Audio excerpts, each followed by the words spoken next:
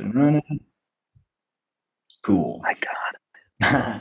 All right. Welcome to the Interrogation True Crime Stories podcast. I am your host, Corey David. Today we have a special guest all the way in. Well, not in. He's still in Kansas City. Give it up for Stephen Taylor, y'all. How you doing, bud? Hey, bud. I'm good. How are you? You're looking great. Or how are you feeling? I'm feeling okay. I started PT today. I've had a leg problem for a little while, but overall got a little bit of a Nice. glow, got a little tan from that Vietnam beach sun, and Nice. yeah, and it's getting nice here too. It was like 65 degrees today. Yeah, dude. Well, you got a weird leg thing. What's the leg thing about? Why the mystery around the leg? Well, I think it's excessive drinking, which has caused dehydration, so my muscles are bound up. But I'm going to be honest, because when I get sad, Stephen, I exercise a lot and I drink a lot. So I'll run during the day and then polish off some booze at night, and that's not good for your bones, as it turns out. Oh yeah. Yeah, I think that's like the number one enemy to cartilage is depressed workouts. There's over exercise. It's just like somebody. Yeah. You're a millennial Charles Bukowski. Like you're just drinking at night and you're walking, delivering mail during the day, but instead it's just getting your reps in. You gotta. Yeah, I wish I could say it was something better or something juicier, but about I'd say 6 months ago when I was going through like this really stressful period, I was running a shitload and I was drinking a bunch, and I've done a decent amount of work to kind of rehab it since then, but finally just decided to go to PT to see if sturdy Christian man, because he talked about his youth pastor during our session, if he can't fix it, maybe God can. Oh, nice. Do you I love the idea that this guy would incorporate Christ into your physical therapy sessions just by looking at you. Yeah. Like just by identifying who you are and being like, I know what he needs. He needs the Lord. That's how he's going to work this out. Yeah, I got this handy page of notes about stretches that I can do, and on the back page, it's a 10 Sunday sermon. Whoa, no, dude. It's like one of those tip things you give to waiters. He's trying to save you. That's crazy. As soon as he mentioned something about like my pastor was talking to me about this, I was like, is he gonna like nix? What kind of practice did I just show up to? Is this like one of those fake abortion clinics where it looks like it's one and then they try to talk you out of it? And choose. Yeah, he's going to be like, you don't need to regrow the cartilage in your knee, son. That's how God intended it to be. Okay. What you need to do is you need to ask for forgiveness every time you come back here every week. Give me 10% of your income. Say you're sorry. Yeah, we're going to use this medicine ball, and after that, we're going to pull out the snake and see. If it bites you, you're cured. You'll die, but you're not going to feel shit in your knee. Yeah. But I mean, dude, it's been so long since I've seen you. I've been wanting to come out to Kansas City to come hang out. But tell me what's going on with you. And then like, what's up in Kansas City right now? What are you working on? Man, we did the festival last year. We're bringing the festival back this year, Fountain City Comedy Fest, which was like such a success. Like it was like, we kind of just did it being like, oh, it'll be everybody, Plano, Texas has a comedy festival. And somebody just was finally like, well, why don't we have one? And it was like, I don't know. We don't want to. Nobody did it. So that ended up being really cool. I've been on the road a lot more. It's nice when you pleasantly surprise yourself. You're like, I don't know if we can do this. And you're like, oh, yeah. Yeah. Half the time you're walking around going, I don't think anybody likes me. Like, no way people are going to pay money to come not get paid to do shows. You know what I mean? They're going to come and just trust they're going to have fun. And I think everybody that came like had fun. And so we're doing it again this year. We're launching. It's back in October. So if you're a comic, submissions will drop pretty soon. Yeah, I do, dude. I have those feelings on my way to the kitchen in the morning. And the only people that are here are my girlfriend and my cousin. Who's my roommate. I'm like, I don't think anybody here likes me. Right, dude. It's why you drink and why you run. I live basically by myself. I'm like, I just look in the mirror and go, do you like me? Do you? Right. That's number one. So wait, so when is the festival going to be this year? October, first weekend in October. So I think we're doing the 5th through the 7th.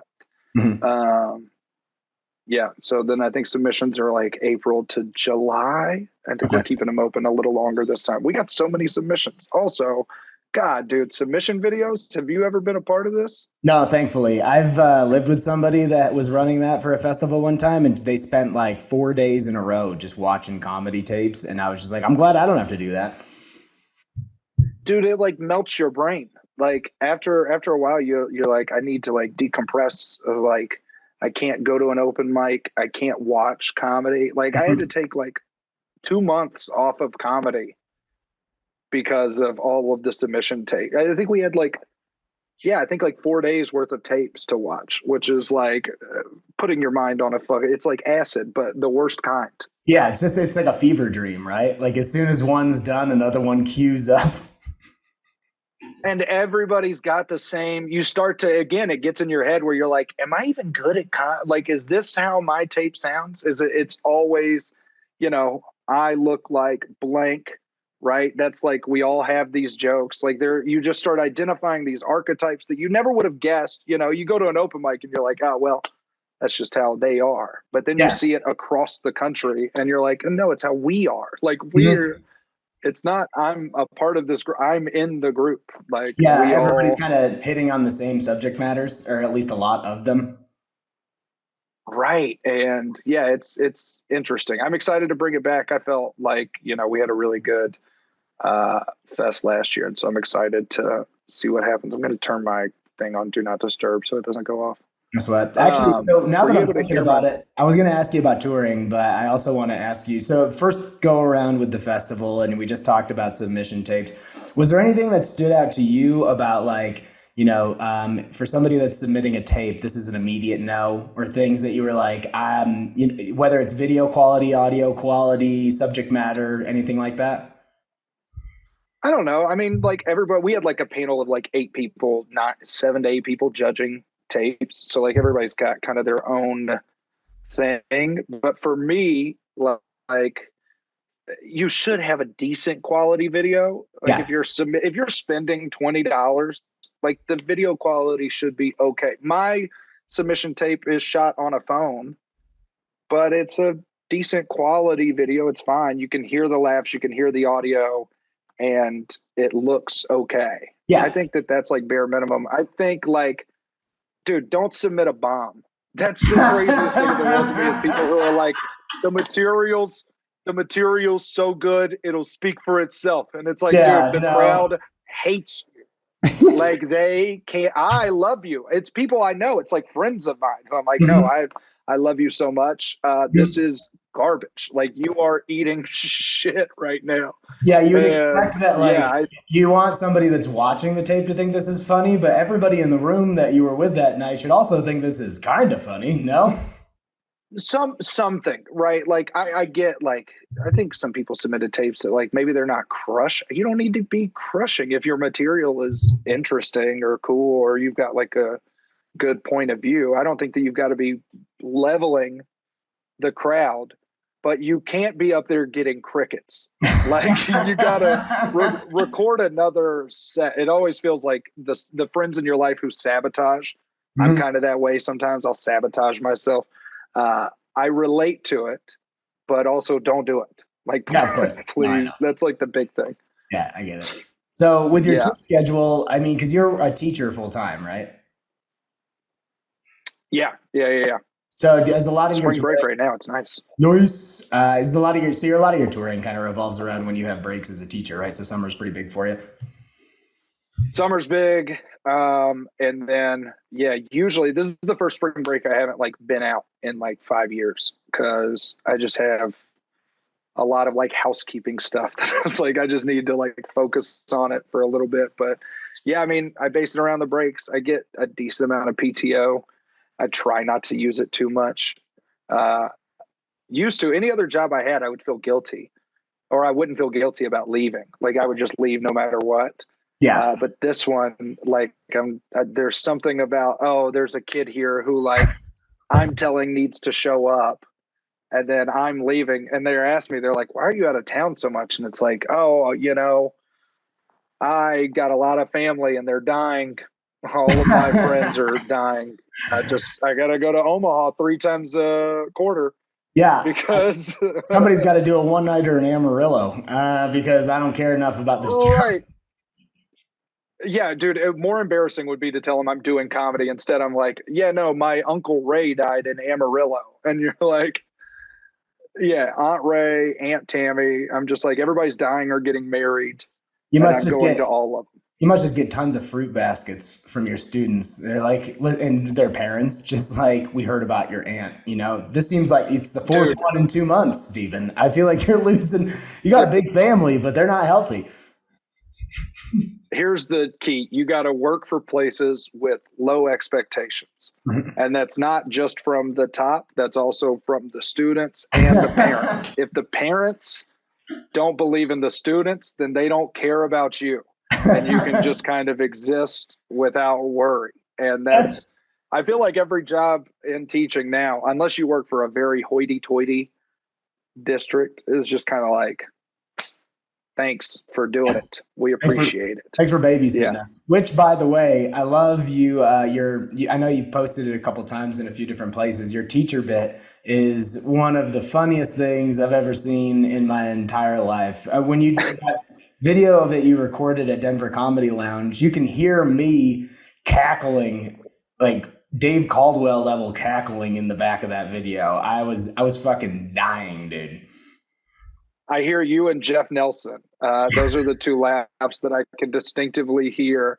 Dude, that night was so much fun because that was the show that my principal was at and sitting front row. Yeah. And I was just like, dude, I don't know how this is going to go. And they were like begging me to talk about crazy shit. And I was like, dude, I'll do it. But like, you just got to know what you're asking for.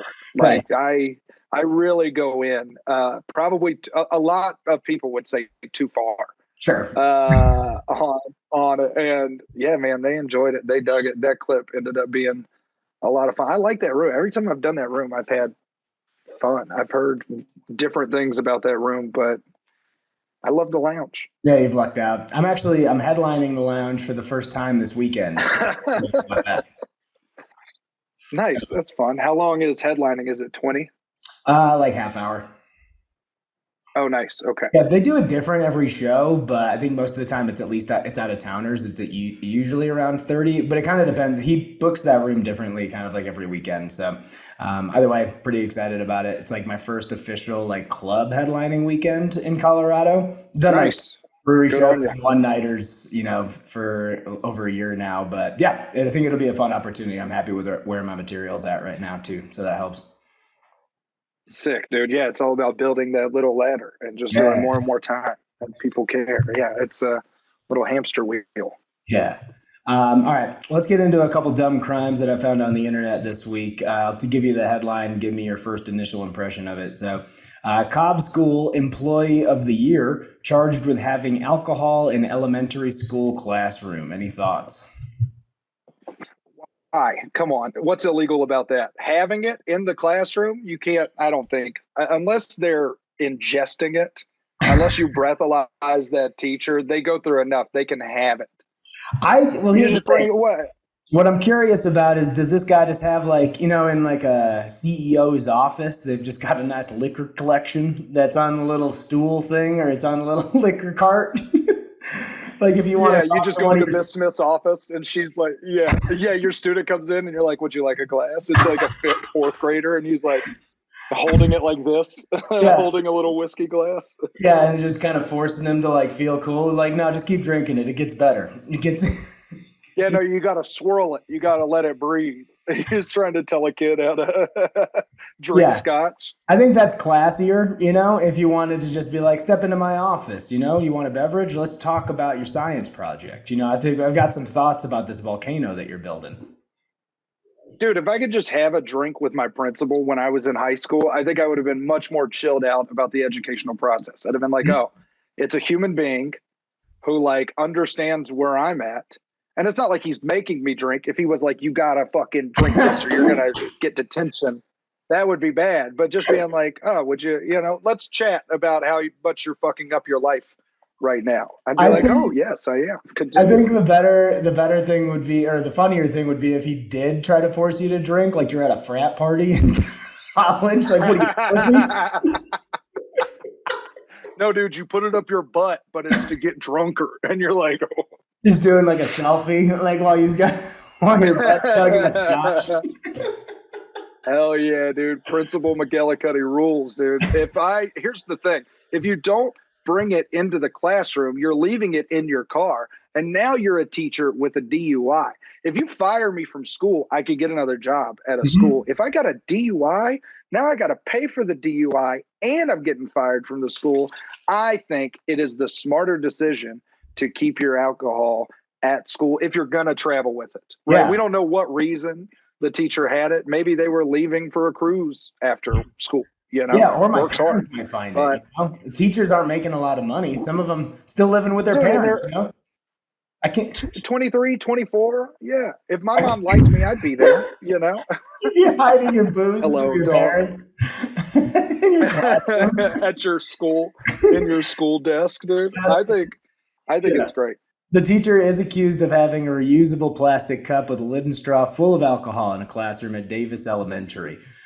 So the funny thing that I know about when people drink out of a reusable cup is that they usually use I usually had like a paper cup is what I'm kind of envisioning, but they had like a nice, like fucking style. I know exactly what this cup is. Did you not have, we had a teacher in high school and in college. I had a professor in college who they had these big Bubba jugs, which used to be like in the South, you'd get like a 64-ounce fountain drink for $1.99. Yeah. And every time you came in with this big thing, you could refill it. And so he and the teacher in high school was a lady, and her name was Miss Miller. And we knew she was an alcoholic because my family are alcoholics, and we knew that she we knew that that went the point, to AA.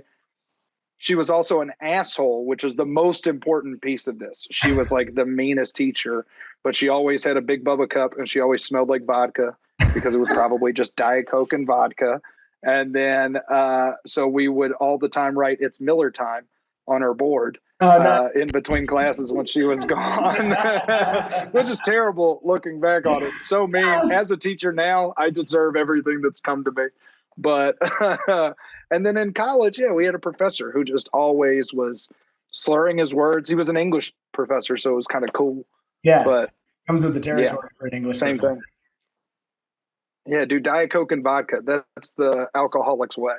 Yeah, because you want to stay fit. For teachers that I know. Yeah, because my insides might be rotten to the core, but my outside looks fabulous. Yeah, my knee's fucked up, but I've never felt worse either. Right. No need to poke fun. So it does say that there was an investigation ongoing, but to me, I'm just like, just do a sobriety test in the hallway. Yeah, dude.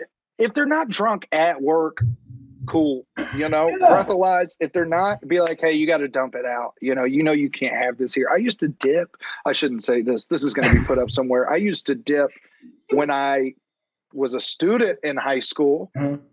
And if I got caught with that, you know what? I would have gotten ISS. Yeah. Even if I was drinking and when I was a student, you know, treat us the same way. Well, in my senior year, I showed up high to school every day for like 3 months. Every day. I would drink at school occasionally as well. My special was Goldschlager and a Dunkachino from Dunkin' Donuts. Man, it was a real one. Jesus Christ, dude. Oh my God, from such an early age, you had so many red flags. So I guess, dude, I drink Taka and vanilla Coke. So I can't. Yeah. Back in the day, Goldschlager, I don't know why, it was just like popular. Everybody had it. Yeah. Everybody liked Goldschlager. It was the thing. Did you have so I've been telling a story on stage recently about some of the inspirational teachers that I had in my life, or people that gave me advice. And one of them was a gym teacher who, like, in the same conversation, taught us how to catch a Frisbee and how to never get pulled over and get a DUI. Like literally in the same breath. He's like, all right, boys, Oh, what you I can go crab hands or gator hands. That's how you never drop a Frisbee. Now, if you are going to drink and drive, remember, always use cruise control and never use your high beams. All right, now let's get out there. Oh, dude, my buddy, his dad was a lawyer, and in college we used to do this. God, dude, I hate this podcast. I'm just incriminating myself. Whatever, they can't fire me. It's all legend. And It's all legend. yeah.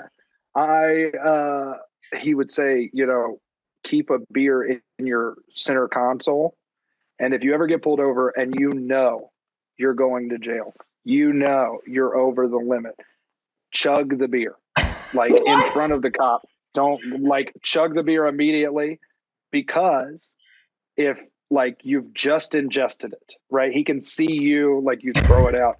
Then the breathalyzer is not going to be able to read it correctly. Really? And you're going to get what's it called? An open container, and that's it, which is way better than a DUI. Correct. And so it was like this lawyer's here's how you do it. Okay.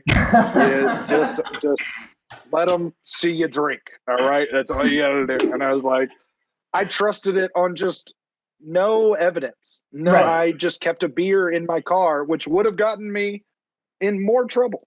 Yeah, right. I just did it because also, I mean, something you're probably going to have in your car most times anyway. You're just like, well, I might as well have an emergency. You say you've got your emergency car kit. We've got first aid. I got one of those little window hammers, and I've got a can of Natty Light just in case. Yep.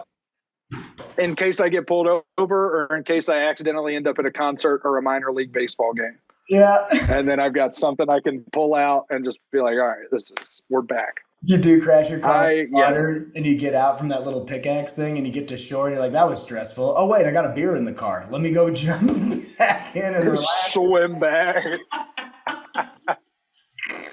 Cop picks you up off the top of your hood, and you're like drinking a beer. He's like, where'd you get that from? And you're like, I don't know. It's floating down the river.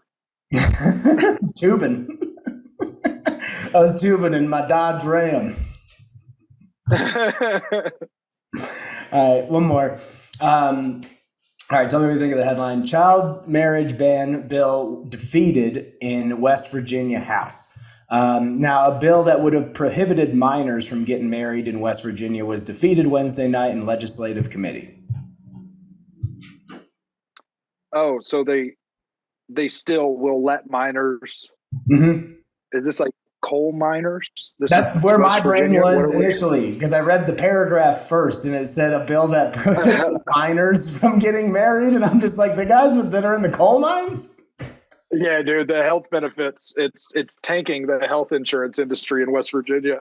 It's to really add these people. A prohibitive measure so that these coal miners aren't getting other people sick. We can't have them getting married, having kids. You know what I think? I think the job of a government is to maintain a stable economy, right? And to maintain some level of order, right? And in West Virginia, I imagine people are leaving in droves. I can't imagine people are loving West Virginia. I've been to two cool places in West Virginia, and they're both very small, right?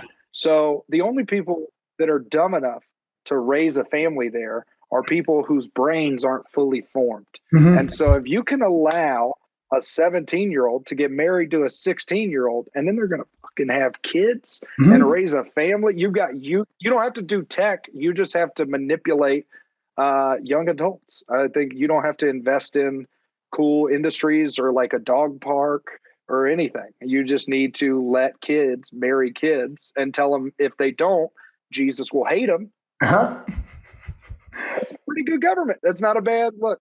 Yeah, and the wrath of Christ is way worse than a local government. That's for sure. Right, dude. Who cares if 17-year-olds get married? It's either that or they're gonna fuck. Yeah, at least let it not be out of wedlock. That's the biggest problem. Right. It's like, listen, we know you're gonna bang, right? So we just want to, in the eyes of the Lord. I'm like partially joking, but I know 100% certain that is where their heads are at. And in some ways, this might actually attract people to the state. We're thinking about how it's not, and people are leaving West Virginia.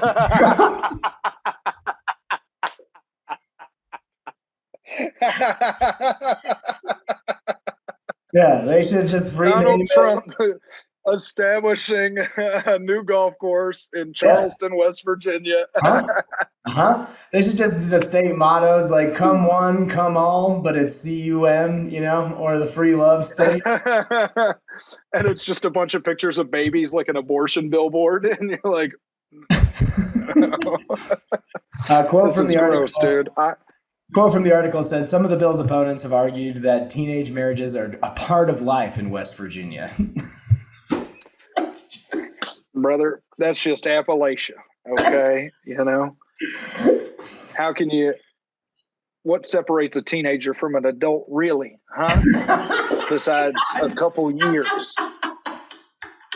Yeah, at our wedding, we can have a whiskey jug and a string on a bucket. We can save tons of money. Somebody playing the washboard. You know how like they'll be like, excuse me, whatever journalist, who was your source? Huh? Who was your source? And it's always like some masked man with like a coded voice or whatever. But this one, they're like, oh yeah, it's just a way of life here in Missouri. Who's your source? And it's just a guy with a spittoon. He's got like a straw hat. Hey man, You can it's see a way of life here in Missouri. You can see the silhouette of his body and the spittoon jug, like in.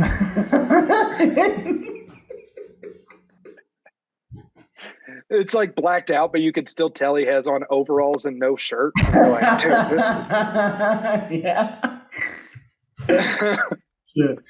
All right, man. Well, that's going to do it for our dumb crimes of the week. Now, I always preface that anything anybody talks about on the show is alleged or embellished for the sake of the story and for the sake of making it fun. But just before we get started, were you raised in Kansas City? Did you grow up there? No, I grew up in Louisiana. So Okay. I lived there for like until I was like 23. All right, got it. Now, the town that you grew up in, would you say it was like, was there a lot of crime? Was it kind of a safer place to live? What was your assessment? So I grew up in Bossier City, which is next to Shreveport. Shreveport right now is one of the most dangerous cities in America. And when I was coming up, it was pretty dangerous, but it's kind of like, it was then like maintained to specific areas. But Bossier City was the white flight area of like, it was the suburb that became a pretty big city. And Okay. like the reputation was always like the cops there sucked. Like Bossier cops are nightmares. So there wasn't like a ton of crime where I was growing up, but kind of generally around. Yeah. So, I mean, when you were a kid, did you visit Shreveport like a lot, or was it kind of one of those things we just didn't go there? Yeah, I mean, you go downtown and stuff, but like not until I got older, high school was I going to Shreveport like that. They've got like your, safe areas. Like I said, we went to Shreveport, but going to like, the kind of sketchier, more dangerous areas where you might get your car stolen or, you might get robbed. Like we didn't spend a ton of time. Yeah. Hanging out down there. Did you ever have any like run-ins or any sketchy situations about like getting like jumped or robbed or like any fights or anything like that? No, I mean, really like the closest thing that I had were like high school fights, Okay. right? Like things that were like obviously illegal that we were doing where like the high schools would war against each other. Mhm. So like our high school would have secret riverbank fights with like another high school with like bats. You'd be like on a riverbank, you'd be like backwoods, like on a sand bed, and everybody would hop out of trucks and people had weapons. Like it was fucking insane. It was, that's wild. Dude, it was crazy. This just sounds like Wild. some real hillbilly bullshit. It was, but also none of us were like really looking back, like backwoods. I think it was just kind of everybody was like posturing a little bit to be a little bit, you're close to Shreveport, you're far from the country. And some people are really, they're farm kids or they're like, real down home boys. But for the most part, it was just a bunch of people in khaki shorts and polo shirts with bats in the sand. Yeah. What's that in your cargo shorts? A wooden bat? Is that a gun, or are you just happy to see me? And you're like, actually, it's a paintball gun. Came out here to have some fun, maybe scare some people. So what story did you have for us today? All of the crime that is this crime that we committed or crime that happened to us? It could be both. It's usually, I always preface it, it's a crime we committed, witnessed, or something where the police were involved in some fashion. You know what? I think the last time I was on your show, I told a story about being in New Orleans during Mardi Gras and the taxi cab driver getting road rage. Oh my gosh, yeah. And pulling out a gun. He pulled out a gun. It was crazy. It was like one of the craziest moments of my life. But I also have not really talked about this in a while, but I'm shopping for used cars right now. Mm-hmm. So it's in my mind. When I moved to Kansas City, I had never done comedy. And so I had started writing all these notes and everything. And I had gotten this new pickup truck, was starting over, this kind of new moment for me. And I drove to Kansas City, unloaded all my stuff. And that night, somebody stole my truck. Shit, so the day I moved to Kansas City, my truck got stolen, and it was I called the police, and it all felt it was I cannot believe this is happening, too well written, because I called the cops and I said, I've lived here for a day and my truck was stolen. And the lady seriously says, she just goes, well, welcome to Kansas City. And I was like, I'll fucking kill you. I don't think you understand. Yeah, it's can we have this is shattered. A little empathy in the moment? Right. Yeah, dude. When, anything that happened crime-wise when I was in Louisiana was usually me doing crime, right? It was usually me committing the crime. Mm-hmm. This is the first time that crime had happened to me, and it was when I moved to this bigger city. In my eyes, Kansas City was a big city. For sure. And, dude, it really, I had to take an Uber to the police station and go in and file a complaint. And it might have been one of the worst processes in my life. I went in, I was so awkward. The lady hated me. It's the busiest police station, and they never found my car until 6 months later, after I'd already bought a new car. They found it? They found it downtown.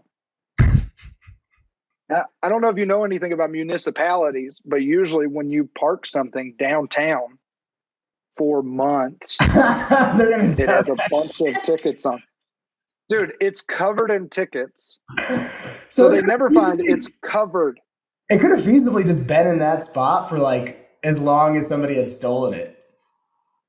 Dude, it was there for 6 months. It was ripped to shreds. It was destroyed inside of it.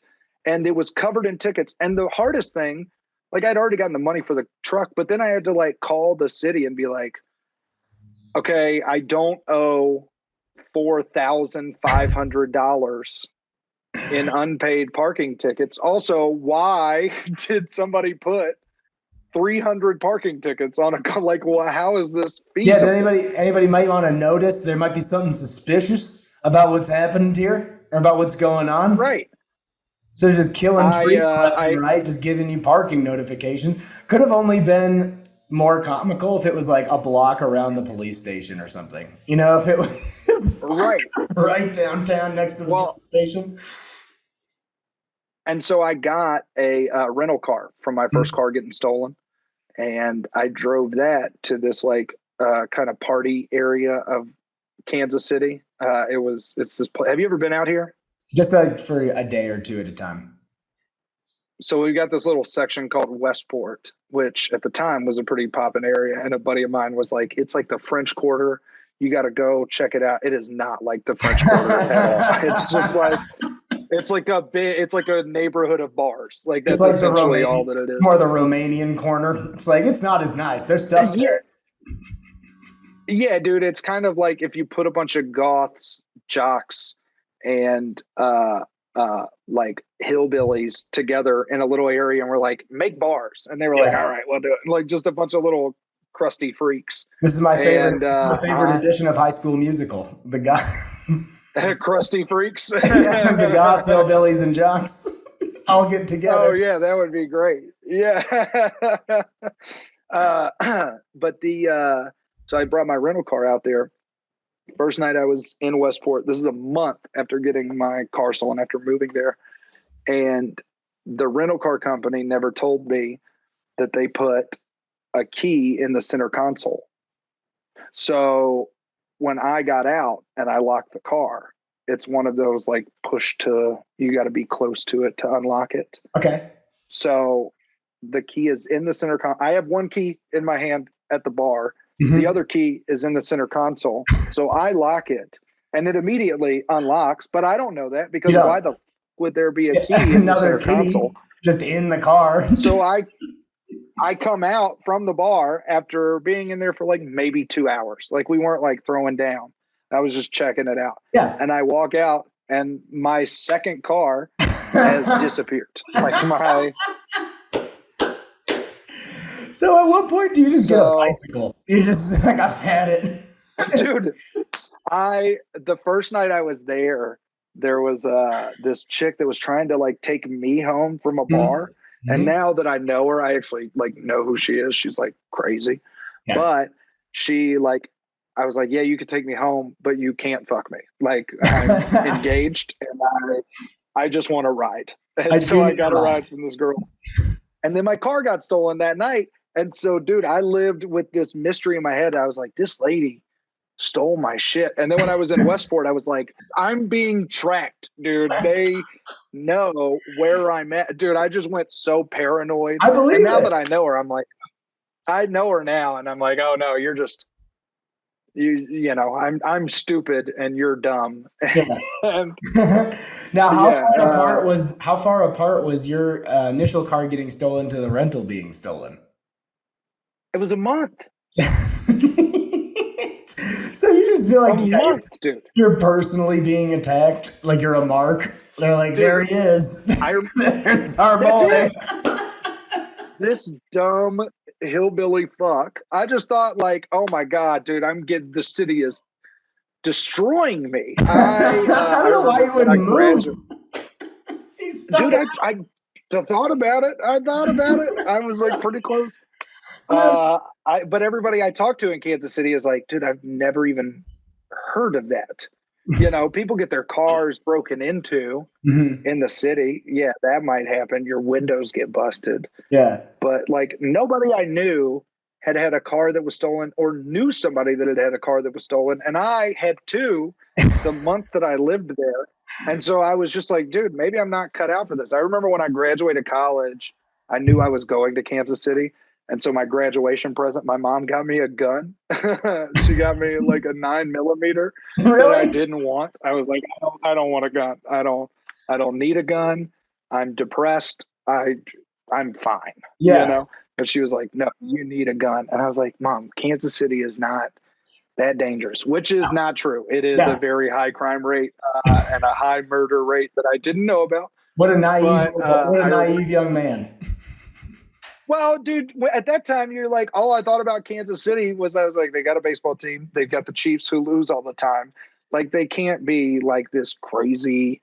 Yeah. I just thought it was kind of like hokey dokey Kansas City. Yeah. You know, I was like, St. Louis is probably dangerous. Midwest Kansas, you know, it's nice little farm city. Yeah, dude, couldn't have been more wrong. And I've never felt worse than having to call my mom. Yeah, I called her after my first car got stolen. And she was like, didn't want a gun, did you? And I was like, Mom, I wouldn't have done anything with it. I didn't know that it got stolen, right? I don't need a gun. Mm-hmm. And then the second one got stolen and I called her and she was like, still don't need the gun? And I was like, I guess maybe I do. I guess I might need.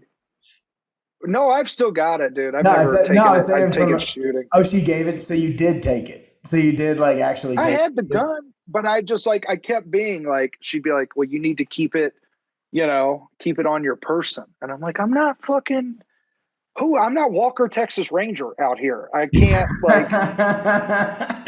I don't know. can't be out here dueling people. To her credit, you do look like a concealed carry advocate. I'm not gonna lie. I think that's what you know what I think my mom fell victim to stereotyping, profiling. She just saw me and heard me and was like, I know my boy. He wants a don't tread on me flag, and he wants a 9mm. Yeah. Damn, dude. So, I mean, how long do you think did it take you after the second car got stolen for you to kind of be at ease about living in Kansas City? And also, like, how, I mean, it probably affected where you parked your car, how often you were checking on it, you know, whenever you would leave it places. Even still, it's giving me OCD about, like, my car, like, now. Because, like, dude, dealing with the cops that second night, because it was in Westport, so it's not like KCPD, who I already didn't like.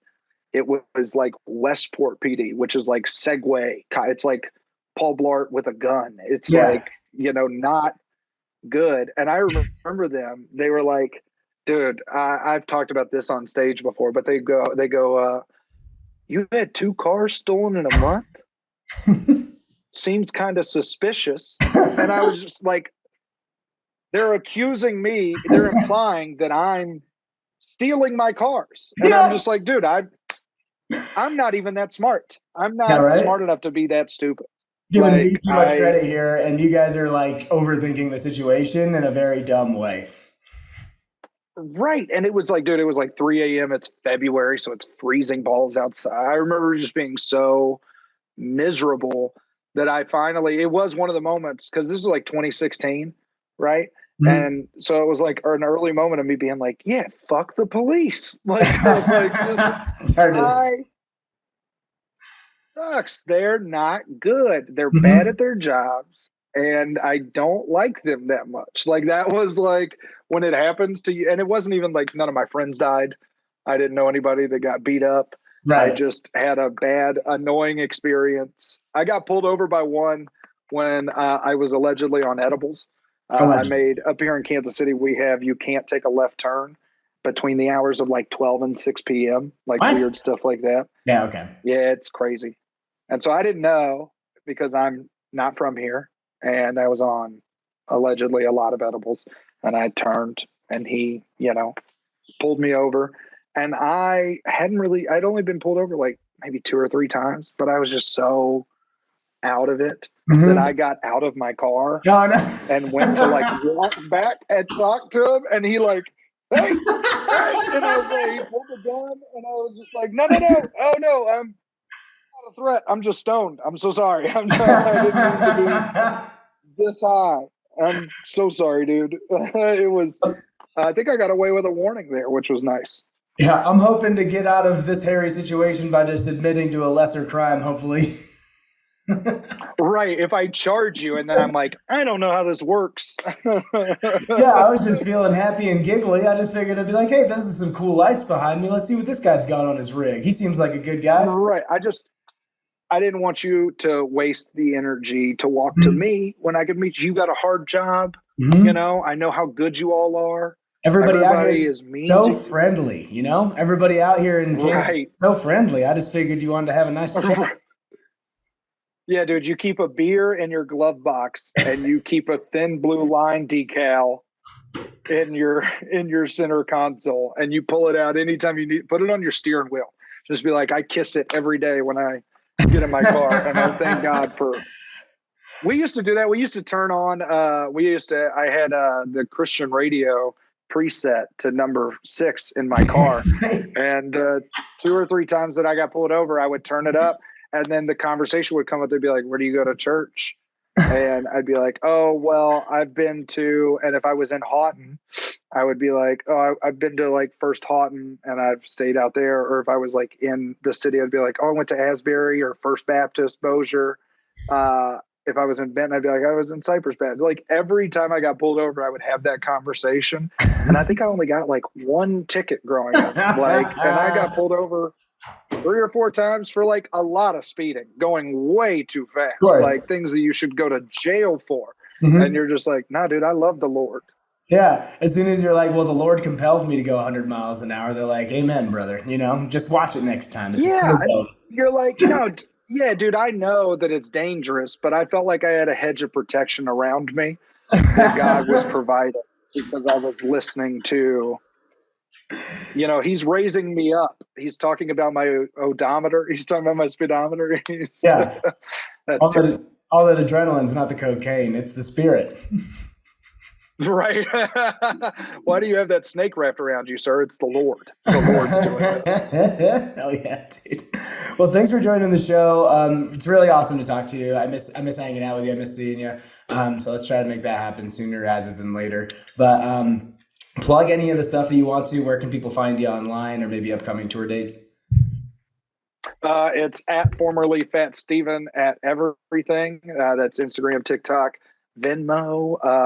That's YouTube, and also my website, which is where I should have all of my tour dates. Maybe. I don't know when the last time I checked it was. Who knows? But yeah, you can check me out anywhere on the road. When does this drop, dude? This one will be coming out next week. So it drops on Wednesdays. I'll be in Omaha. I'll be in Lincoln. I'll be in Northwest Arkansas, which, by the way, if you haven't been to that scene, you got to go check out. They have a surprisingly cool area of the country. Yeah, I've actually heard comedy shows. Yeah, it's really nice. And yeah, so I'm doing some stuff out in Kansas, a bunch of stuff. If you're in Nebraska, Missouri, or Kansas, I am likely in your area in the next few months. And then I'll be out in Denver this summer. Oh yeah, man. Excited for that. For all of my upcoming shows, check out CoreyDavid.com. When this comes out, I will be at Denver Comedy Underground this coming weekend, opening for John Ozale, good buddy coming in from LA. And then I've got a hodgepodge of other tour dates coming up for April, including 2 Interrogation live shows, which will be at Dry Heat Comedy Club in Albuquerque and at Wayward Comedy in Santa Fe. So you can check my website for tickets and details on those. Follow at Interrogation True Crime on Instagram and subscribe on whatever channel you're listening to this right now. It always helps with boosting the viewability and whatnot. And all right, man, great talking to you. Love you, dude. Thank you. Love you too.